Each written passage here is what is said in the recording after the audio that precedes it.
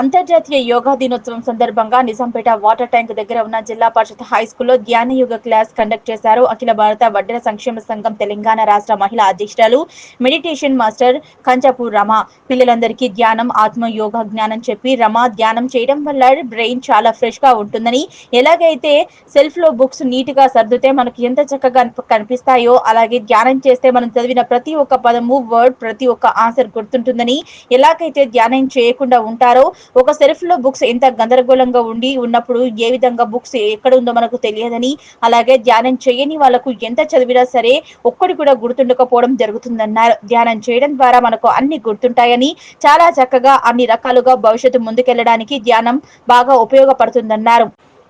ధ్యానం చేస్తూ మంచిగా చదువుకోవాలని వివరించారు ధ్యాన గురువు మెడిటేషన్ మాస్టర్ కంచపురము రవి. సానుకూలంగా స్పందించారు ప్రిన్సిపల్ రఘునాథం. ధ్యానం చేస్తే లాభం ఉందా? ఈ రోజు డే ఏంటి స్పెషల్? 11 సంవత్సరాలుగా మనం యోగా డే జరుపుకుంటున్నాం.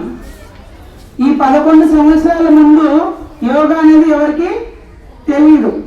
ఇప్పుడు యోగా చేస్తున్నామంటే మంచి ఆరోగ్యం కోసం, ప్రశాంతత కోసం, ఎన్నో పనులు చేస్తూ స్ట్రెస్ రిలాక్స్ అవ్వడం కోసం, మీలాంటి పిల్లలు చక్కగా చదువుకోవడం కోసం ఎన్నో రకాలుగా ఉపయోగపడుతుందని యోగా డేని నిర్ణయించారు మన నరేంద్ర మోడీ సార్.